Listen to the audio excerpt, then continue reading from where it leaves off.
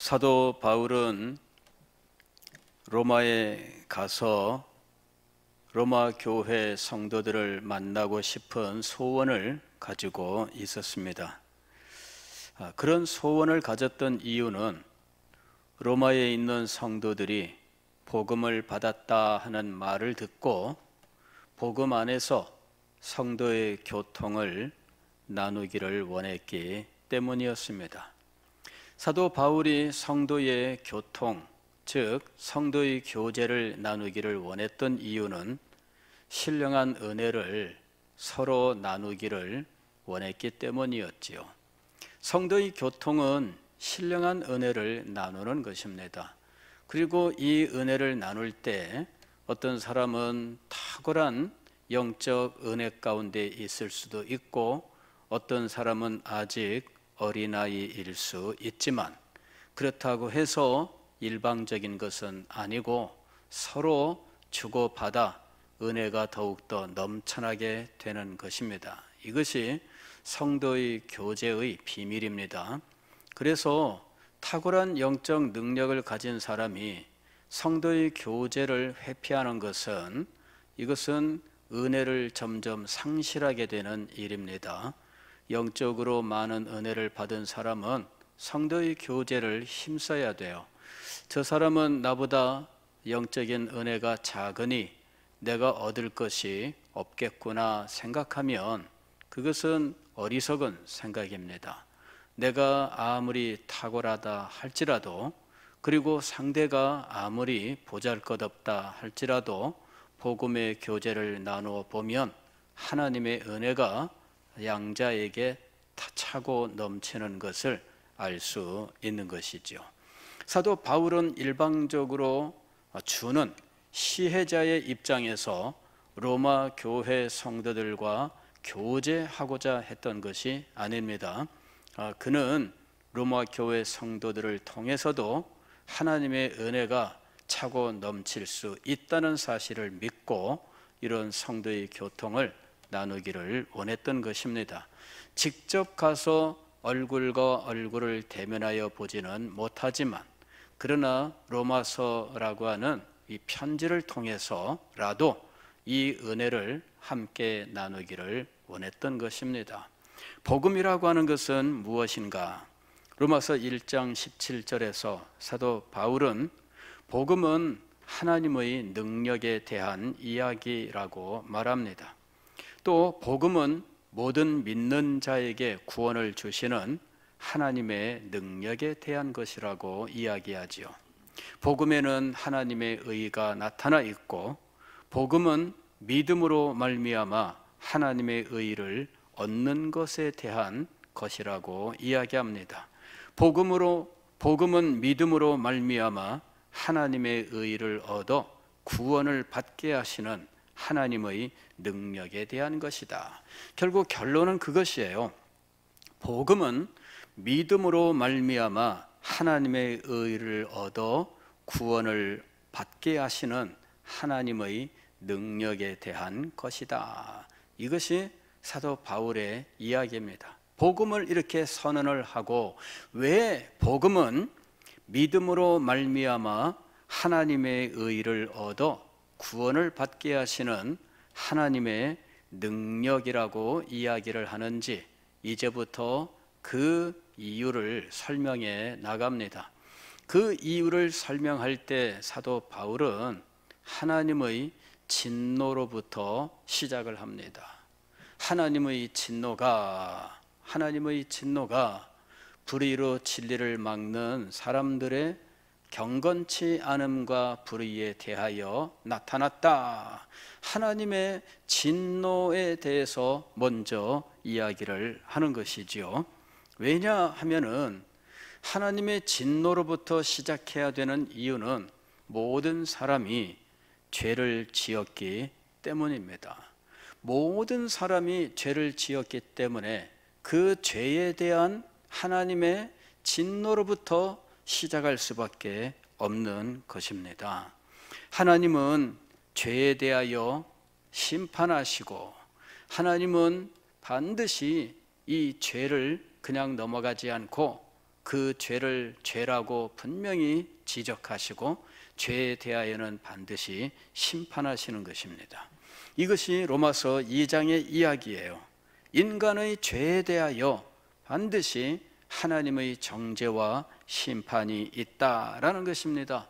유대인처럼 자신을 특별하게 생각하는 사람들조차도 하나님께로부터 정죄와 심판을 받게 된다.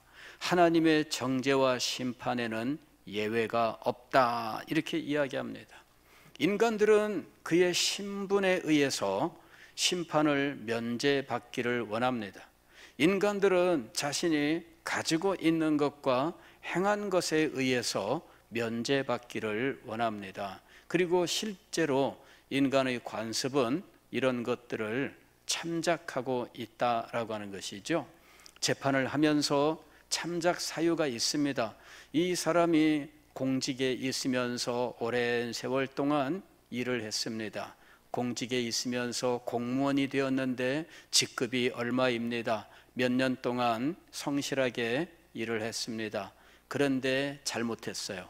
그러면 과거에 그가 했던 일들을 참작 사유로 삼아서 죄를 경감시켜 줍니다. 요 경감시켜 주는 이 일, 요 참작 사유, 이것을 인간들은 인정하고 있다는 거예요. 그 사람이 경제 활동을 해서 어떤 국가 경제에 도움을 주었다. 그러니까 같은 죄를 지었는데 재벌 회장은 좀 봐줘야 되는 거 아닌가? 그게 참작 사유입니다. 인간은 이런 것들을 인정을 하고 있어요.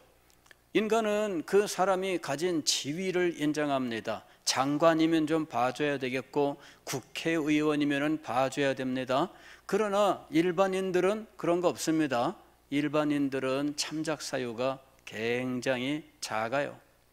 과거에, 요새는 그래도 요 참작 사유가 그래도 일반인에게까지도 많이 그래도 이제 인정되고 있는 상황입니다. 심지어 어떤 것도 인정받고 있느냐 하면은 초범임으로 이렇게 되는 겁니다. 초범임으로. 그 사람이 그동안에 그 죄를 몇 번을 했는지는 모르지만 어쨌든 걸린 건 처음이야. 그래서 재판을 했는데 이전에 이런 일로 걸렸던 기록이 없어요. 그러면 무조건 다 초범입니다. 그러면 초범임으로 정상 참작을 하게 돼요. 인간은 이렇게 가지가지 사유를 들어서 그 죄를 약화시키려고 하는 이런 법체계를 가지고 있는 거죠. 하나님의 법에서는 이런 일들이 인정이 되는가 하는 것이죠. 하나님의 법에서는 이런 것들이 인정이 되지 않습니다. 하나님의 법에서는 그가 행한 대로 심판하시는 거예요. 이게 심판의 원리입니다. 그 사람의 신분이 무엇인지, 그 사람의 무슨 가진 것이 무엇인지, 그 사람이 지금까지 행한 것이 무엇인지, 이런 것들이 고려 대상이 아닙니다. 그가 성취한 것이 무엇이냐? 인간들은 자기의 신분에 따라서 죄가 달라진다라고 하는 이러한 이 역사가 굉장히 오래됩니다. 지금같이 20세기에 들어오고 21세기 들어오면서 신분에 의해서 죄가 경감되는 이런 일들은 이제는 많이 약화되었어요. 그러나 지금도 전제 군주제를 하고 있는 왕국에서는 신분에 의해서 달라지는 이런 일들이 비일비재한 겁니다. 그리고 이것이 인류 역사의 대부분의 시대를 차지하고 있는 원리예요. 인류 역사의 98%는 이 원리로 진행이 되어 온 거예요.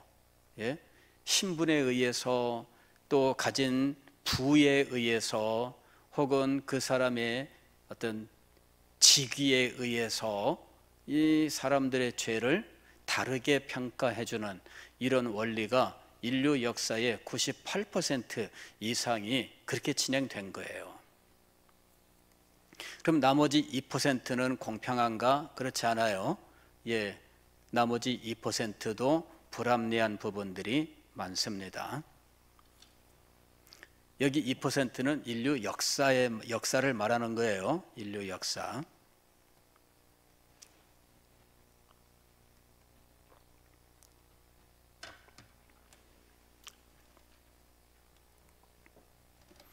그런데 인간이 가진 그 어떤 조건이 아닌 하나님께서 준비하신 이 면죄의 원리가 있다 하는 것입니다. 이것이 복음이에요.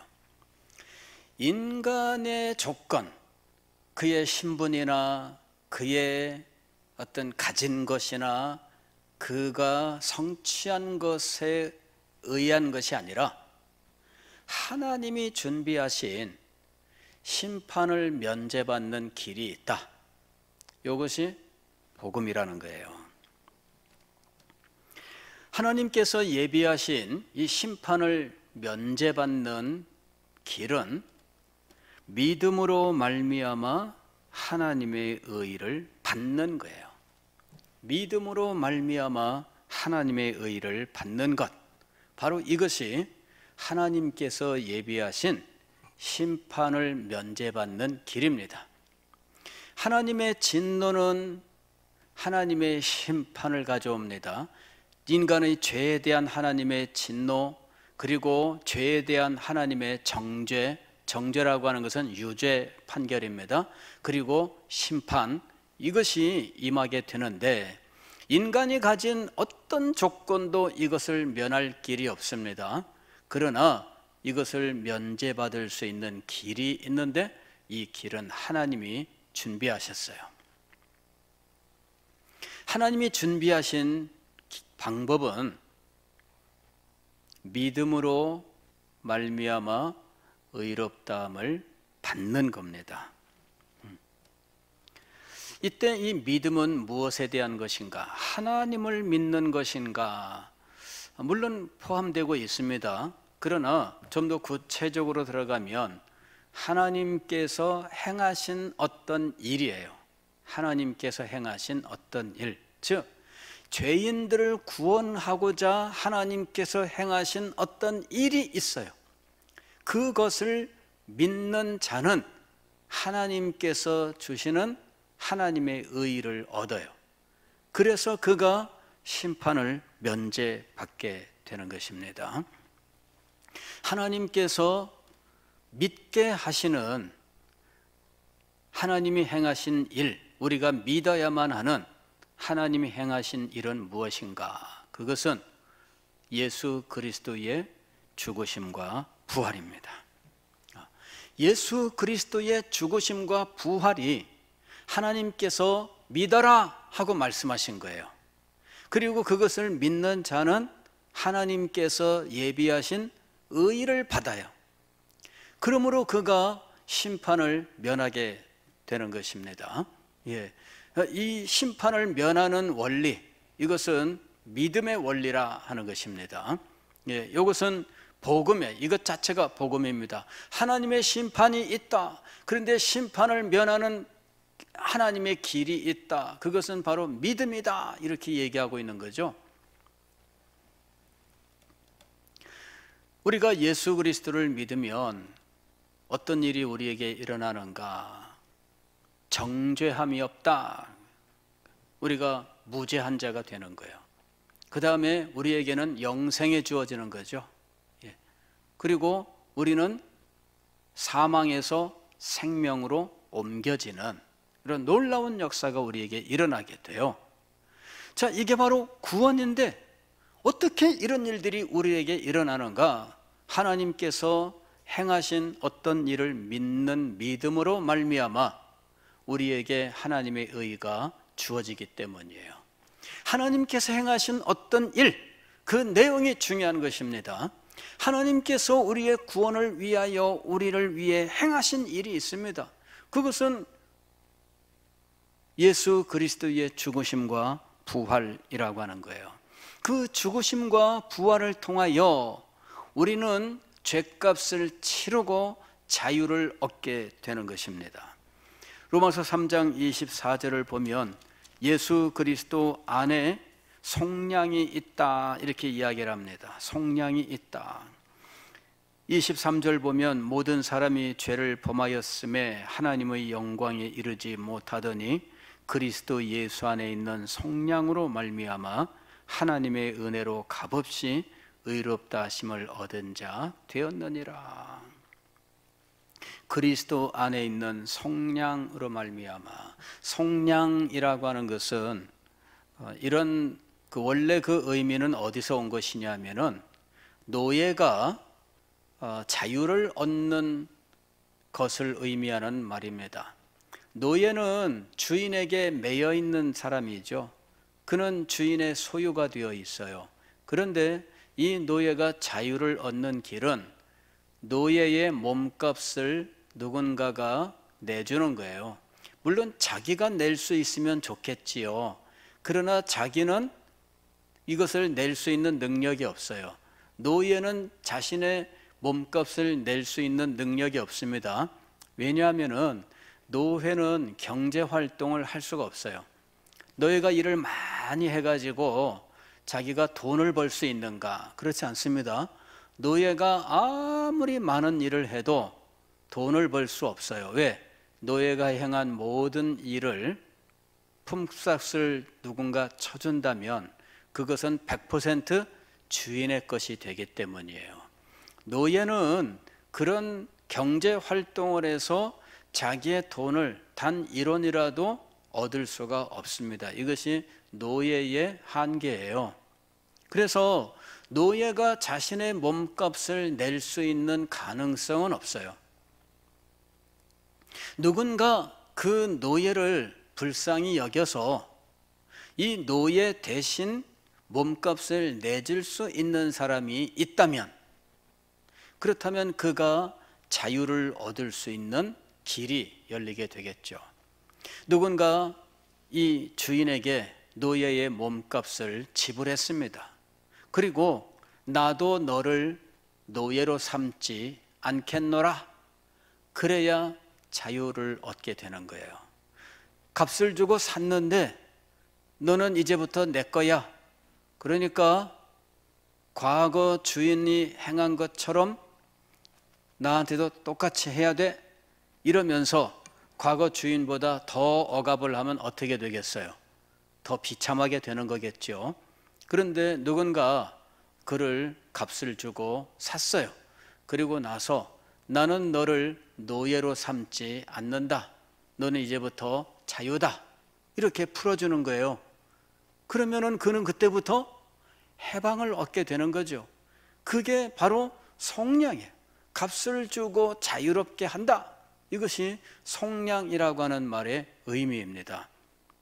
그리스도 예수 안에 있는 속량이라고 하는 이 말은 그리스도 예수로 말미암아 그가 죄값을 치르고 자유롭게 되었다라고 하는 것을 의미하는 거지요.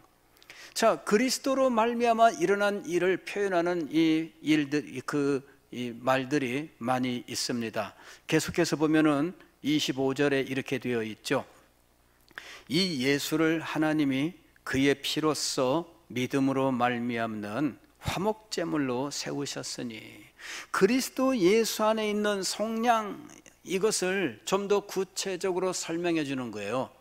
그리스도가 몸값을 치루어 자유롭게 하셨다.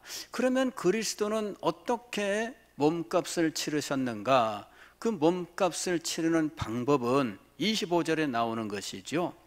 그의 피로써, 그의 피로써 값을 치렀다라는 것이죠. 피로써 값을 치렀는데 그것이 바로 화목제물이 되는 것이었다라고 이야기합니다. 화목제물이라고 하는 것은 서로 불화한 관계에 있는 하나님과 인간이 서로 화목하게 되는 이 일을 위하여 드리는 제물을 의미하는 것이죠. 하나님의 진노가 있습니다. 그리고 죄인은 하나님의 진노의 대상입니다. 그런데 이 진노의 대상을 하나님이 예비하신 화목제물이 드려짐으로 인해서 이 진노가 풀리고 그 다음에 화목하게 되는 일이 벌어졌다, 이런 이야기예요. 그러니까 복음을 설명할 때 진노로부터 시작을 했는데 이 진노가 하나님의 심판을 이야기하는 것인데, 이 심판을 면하는 하나님의 방법이 있어요. 그것은 어떻게 되었느냐 하면 바로 화목하게 하는 일이 있었기 때문이죠. 화목하게 하는 이 일은 예수 그리스도의 피, 즉 그의 죽음으로 말미암아 일어난 일인데, 그로 말미암아 속량, 즉 죄값을 치르는 일이 일어난 거예요. 하나님의 진노, 즉 심판을 해결하는 방법이 있습니다. 그것은 하나님께서 그냥 너 용서하노라 그렇게 하는 방법이 아닙니다. 반드시 이 하나님의 진노의 대상이 되는 죄에 대한 하나님의 심판이 임해야 되는 거죠. 죄에 대한 하나님의 형벌, 바로 이것이 반드시 시행되어야 하는 것입니다. 그런데 하나님의 진노의 시행, 심판의 시행, 형벌의 시행, 이것이 지금 죄인에게 임한 것이 아니라 죄인을 대신하는 누군가에게 임한 거죠. 그래서 그가 피를 흘리고 죽은 거예요. 즉 죄인을 대신하는 누군가가 있었던 거죠. 3장까지에서는 그 내용이 구체적으로 나와 있진 않아요. 그리스도 안에서 그리스도의 피로 말미암아 이런 말들이 한두 구절 나오지만은, 그러나 구체적으로 그 내용이 나와 있지 않습니다. 이런 내용들은 5장에서 분명히 나옵니다. 5장에서 여기 보면 이렇게 돼 있죠. 그러므로 우리가 믿음으로 의롭다 하심을 받았으니 우리 주 예수 그리스도로 말미암아 하나님과 화평을 누리자. 진노로부터 지금 화평으로 지금 전환되는 거예요. 진노로부터 화평으로 전환됩니다. 그런데 이 전환을 일으키는 어떤 일이 있었어요. 그게 바로 예수 그리스도였어요. 예수 그리스도가 진노를 화평으로 바꾸는 그 결정적인 키가 되고 있습니다. 도대체 예수 그리스도 안에서 무슨 일이 일어난 것일까요? 도대체 예수 그리스도는 어떤 일을 행하셨길래 진노를 화평으로 바꾸어 놓으셨을까요? 그리하여 심판이 구원이 되게 하셨을까요? 죄의 종이 어떻게 자유를 얻게 되는 일이 일어났을까요? 도대체 예수 그리스도에게서 무슨 일이 일어났느냐 하는 것입니다. 오늘 6절 말씀 보면 이렇게 되어 있습니다. 우리가 아직 연약할 때에 그리스도 기약대로 그리스도께서 경건하지 않은 자를 위하여 죽으셨도다.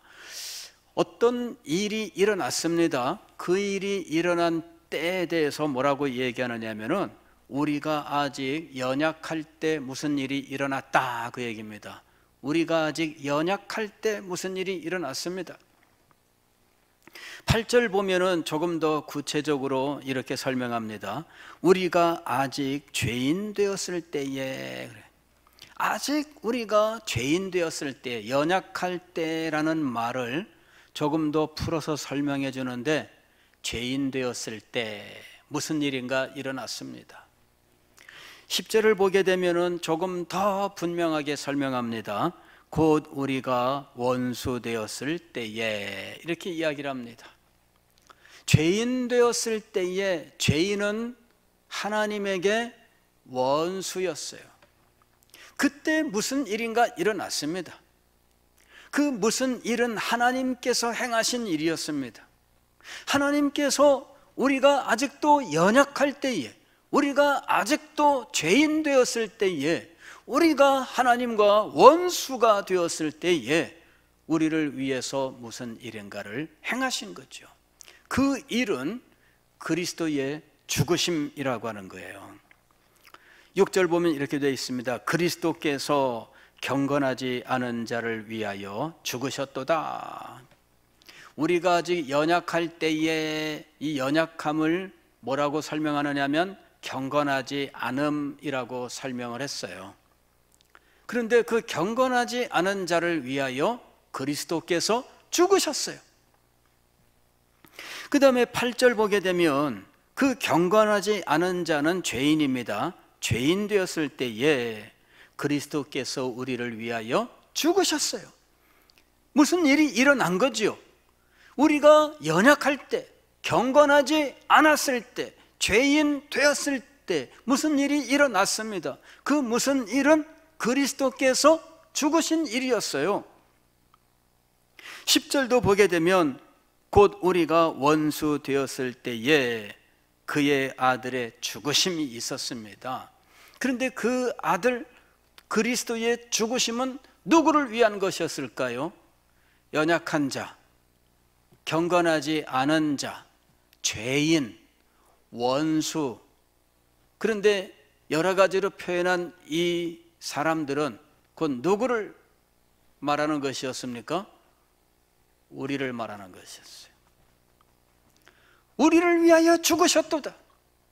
연약한 자를 위하여 죽으셨고, 경건하지 않은 자를 위하여 죽으셨고, 죄인을 위하여 죽으셨고, 원수를 위하여 죽으셨는데, 이 연약하고 경건하지 않고 죄인이고 원수 되었던 이 자들은 알고 보니까 우리였습니다. 그래서 우리를 위하여 죽으셨다, 이렇게 이야기를 하는 거예요.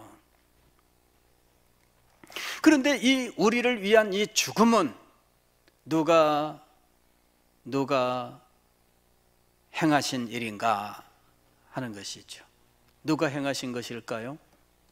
하나님께서 행하신 일이에요. 하나님께서. 여기 8절 보면 그리스도의 죽으심이 하나님이 행하신 일이다 라고 말씀합니다. 우리가 아직 죄인 되었을 때에 그리스도께서 우리를 위하여 죽으심으로 하나님께서 우리에 대한 자기의 사랑을 확증하셨느니라.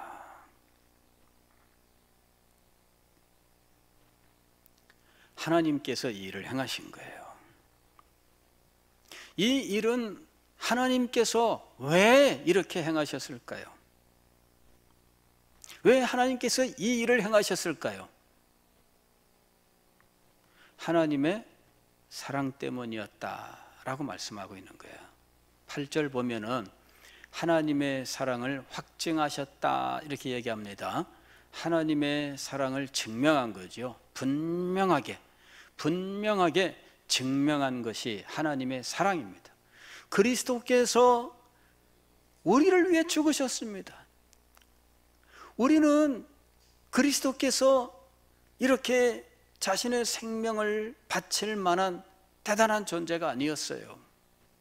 정체를 알고 보니까 연약한 자였고, 경건하지 않은 자였고, 죄인이었고, 원수였어요.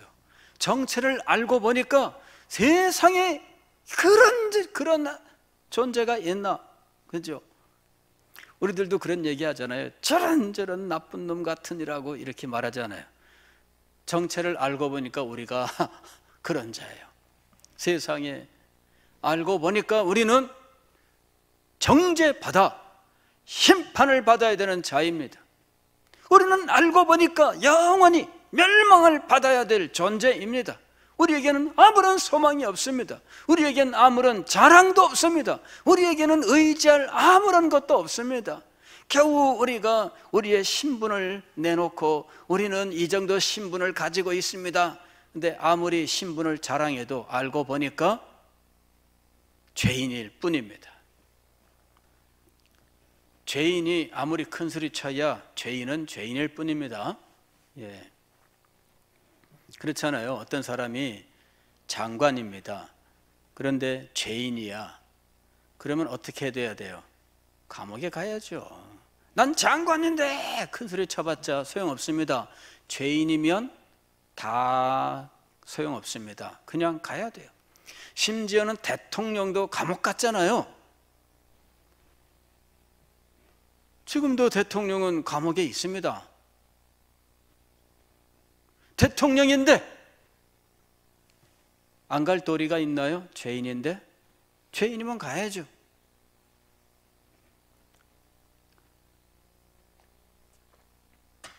왕은 어떨까요?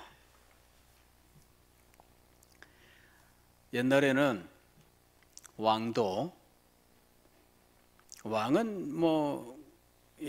또 대통령과는 또 다릅니다, 위치가.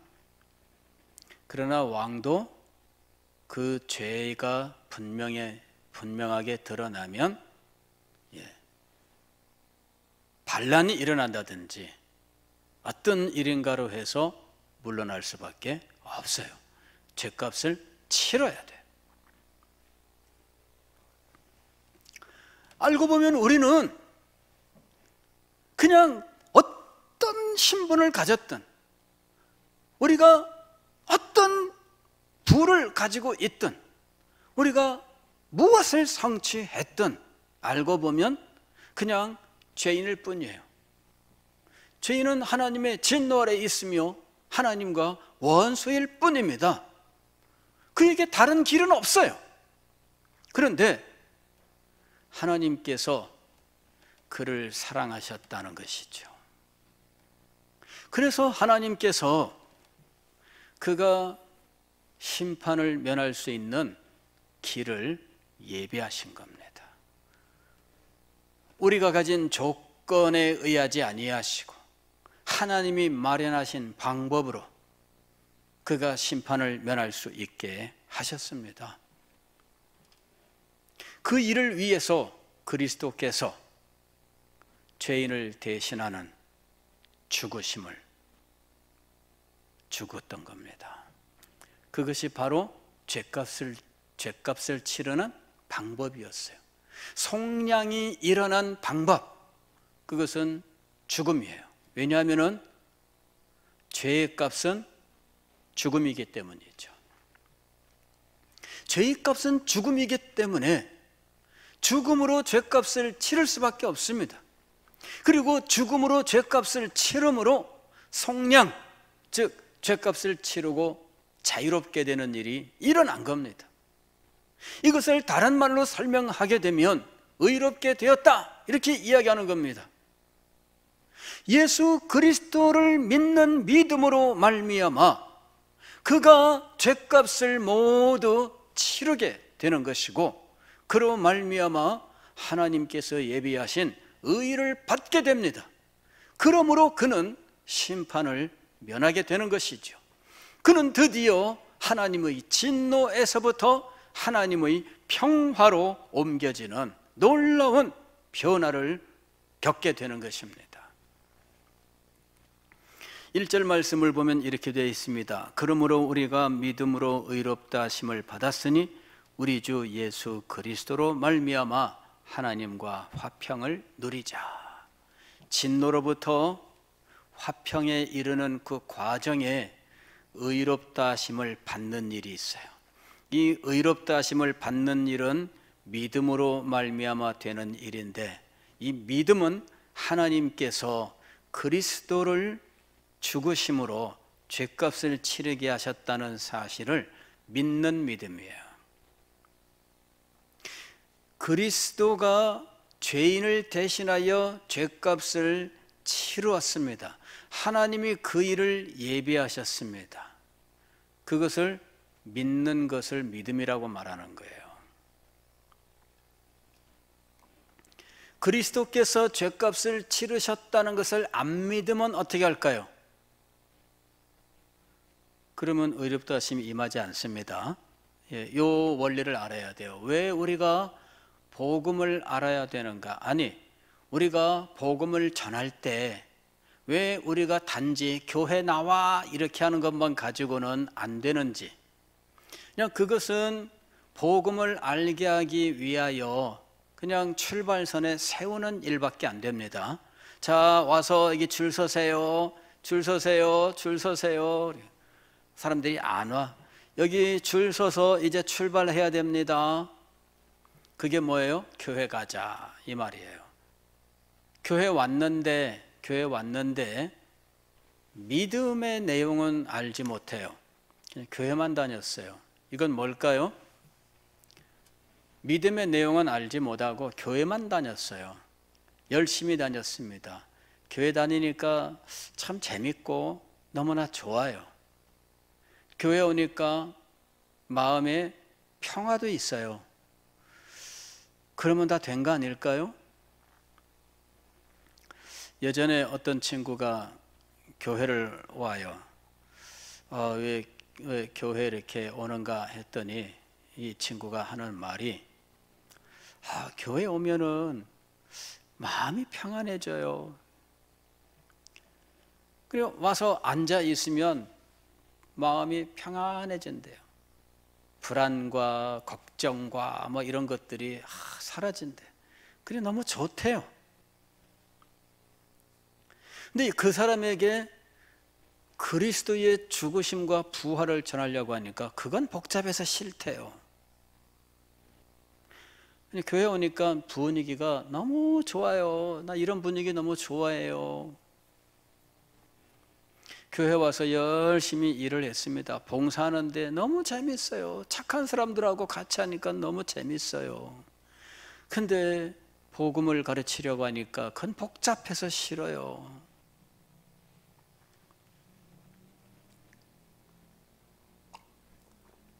어떤 사람이 교회 오니까 봉사를 해야 된다 그래서 봉사하는데 찬양팀을 하니까 너무 보기 좋은 거예요. 노래 또 얼마나 좋아요. 찬양팀을 했어요. 그랬더니 찬양팀을 하니까 너무너무 좋은 거야. 노래 부르면 얼마나 마음이 평안해져요. 그래서 막 찬양할 때마다 손 드는 거 이게 너무나 멋있게 보였어. 그래가지고 자기도 찬양팀 하면서 손을 들어보니까 야 이거 정말 좋거든요. 두 손을 들어보니까 더 좋아. 이 찬양팀 하면서 손 들고 찬양팀 하면서 막 요새는 막 그 띱니다 여러분. 예. 저는 그 현장에 가 있으면 뭐 3분도 같이 못 뛰겠어. 2시간 동안 뜁니다. 2시간 동안. 근데 설교 시간에는 잠만 자. 신나게 하다가 잠만 자. 신나게 하고 잠자고. 여러분 다 소용없습니다. 다 소용없어요. 여러분이 이걸 알아야 됩니다. 나는 이 보험 예를 많이 드는데 얼마나 이 보험 이게 예가 딱 맞아 떨어지는지. 동의하지 않으면 약관에 동의하지 않으면 안 됩니다. 예, 약관에 동의를 해야 돼. 약관의 내용이 다 나와. 쫙하니. 그래가지고 나중에 문제 생기면 뭘 봐야 돼요? 약관을 봐야 돼. 저도 이 약관을 봤어요. 이게 도대체 뭐냐? 예전에 제가 혀에 이제 암이 생겼잖아요. 그래가지고 수술을 했는데 이게 보험이 적용되는데 어느 정도 적용되나 봤더니 상피세포에 생긴 암은 10분의 1만 뭐 할 것이며 뭐 이렇게 되는 거야. 그래서 상피세포? 이게 뭐지? 그래가지고 또 막 조사했더니 상피세포는 혀와 뭐 이런 데 있는 뭐 이 세포인데 뭐 이렇게 나오는 거야. 그래가지고서는 상피세포 10분의 1만 받는 건데 그런 거예요. 그래가지고 사람인데 10분의 1 나오나? 병원에 가서 의사한테 물어봤더니 아니고 다 나옵니다라는 거예요. 상피세포라는데 아니 다 나와요. 그러니까 다 나오더라고. 그래서 아니 혀는 상피세포로 이루어져 있다는데 그랬더니 혀만 상피세포가 아니고 그런 게 있어요. 피부에 이 진짜 피부층이 있고 껍질층이 있는데 껍질층에 있는 요 암은 10분의 1만 보상한다 뭐 이런 식으로 약관에 있는 거예요. 대장암도 이게 층이 있습니다. 그래서 이 창자에도 층이 있어가지고 첫 번째 층에만 왔으면 10분의 1이고요. 그 층을 투과해서 지나갔어야 제값을 받는 겁니다. 야, 이게 약관을 보는데요, 막 지끈지끈 쑤십니다.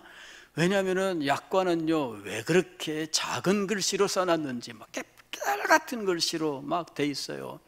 그래가지고 그거를 처음부터 끝까지 읽느라고 막 얼마나 여러분, 보험 그거 청구할 때 보험 약관 읽어보셨어요? 제가 영국에 가가지고 차를 렌트를 해가지고 운전하고 다녔어요. 근데 어디 가다가 꽝 하는데 나중에 보니까 차 옆에, 운전석 옆에 그냥 뭐에 부딪혀가지고 막 팍 하고 깎였는데, 그 순간에 가슴이 막 드르릉 내려오는데 큰일 났구나. 이거 수리비 이거 어떻게 하나? 영국에서는 잠깐만 손대도 막 100만 원씩 나온다던데, 이 정도면은 이거 보통 나오는 거 아닐 텐데 이제 큰일 났구나. 이래가지고 이제 반환할 날짜가 다가왔는데 이게 걱정의 대상 같은 거예요. 그래 영국에서 아는 목사님 댁에 가서 만나가지고, 야, 나 오다가 이 차 들이받아서 지금 이런 상황인데 이거 지금 반납할 날짜는 다가오고 이거 큰일 났다 그랬더니, 목사님 이 보험 약관 받은 거 있습니까? 이러더라고. 그래서 생각난 거예요. 그 참 사인하고 받은 거 있지요. 그게 한번 봐야지요 그러는 거라. 그래서 제가 그날 밤에 이 약관을 봤어요.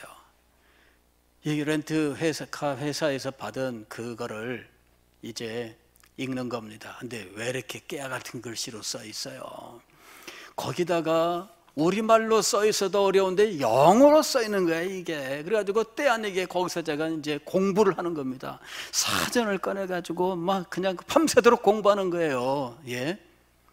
보험 그거 적용받으려고 하니까 읽다가 나중에 보니까 거기에 보험 가입 종류가 쭉 나오는데, 제가 슈퍼 카버리지, 거기 보니까 슈퍼 카버리지가 나오는데, 이 슈퍼 카버리지는 그냥 모든 걸 다 보상해 준다는 거예요.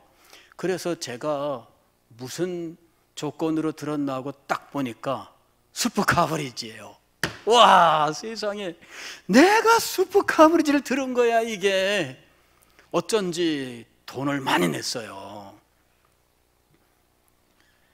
그래가지고 렌트 비용에다가 보험료가 렌트 비용만큼 들어갔어요. 제가 낯선 곳에 가니까 뭐 많이를 몰라서 하여튼 보험은 최고로 들자. 그리고 최고로 들었거든요. 그러니까 렌트 비용하고 보험료가 똑같아, 정말. 그걸 들 때는 가슴이 쓰리고 아팠어요. 그러나 할 수 있습니까? 외국에 나가서 운전해야 되는데 내가 보험이라도 제대로 들자. 들었는데 세상에 딱 보니까 슈퍼 카버리지예요. 그래, 그 다음에 반납하는데 차를 가지고 갔습니다. 그랬더니 토요일 날 이 오후 이제 그런데 이 보험 차 반납받는 이 직원이 데이트 가려고 지금 일찍부터 옷을 쫙 빼입고 이제 마감하려고 있는 참인 거예요. 그때 제가 딱 하고 차를 가지고 간 거죠. 그랬더니 이 친구한테 제가 설명했습니다. 영어가 안 되지만 이게 차를 부딪혔고, 그랬더니 이 친구는 뭐부터 물어보느냐 하면은 다른 거 안 물어봐요. 보험 무슨 조건으로 들었느냐 이게 묻더라고. 슈퍼 카버리지 딱 그랬더니만은 볼 거 없어요. 여기다가 왜 그런 일이 벌어졌는지 이유만 쓰세요. 이유 딱 쓰니까는 딱 받아. 가서 차도 안 봐. 그냥 사유 뭐 어디 부딪혔음 그러니까는 끝. 그래가지고 차를 반납하고 나오는데, 야, 기분이 좋은 거 있죠. 그때 제가 알았습니다. 약관. 제가 그때 약관 공부를 했어요. 그 내용도 모르고 참 얼마나 전전긍긍했는지. 여러분, 우리가 보험 들 때 정확하게 알아야 돼요. 무엇을 보상을 받을 수 있는지. 근데 복음이 우리에게 그렇게 제시되어 있는 거예요. 예수 믿으면 구원받고 영원한 천국을 상속받는다 아무리 이야기해도 사람들은 무슨 약장사 약 파는 것처럼 생각을 해요. 참 그러잖아요. 옛날에 약장사들 우리 어릴 때 보면은 동네에 와서 북치고 장구치고 돌아다니면은 아이들이 쫙 따라갑니다. 그러면 동네 공터에 이 약장사가 탁 해가지고서 뭐 코수염 달고 뭐 무슨 장난감 선글라스 쓰고 뭐 입에서 삑삑 소리면 삑삑 불면서 뭐 애들은 가라 뭐 이러면서 약을 팝니다. 그러면은 애들은 아무리 가라고 한들 갑니까? 뺑 둘러가지고 쪼그리고 앉아가지고 뭐 시종일관 재밌게 보지요. 예, 약 팝니다. 근데 우리가 복음을 전하면 사람들은 그렇게 알아요. 근데 참 불쌍합니다. 그 영광스럽고 놀라운 것이 있다고 하는 사실을 알아야 돼요.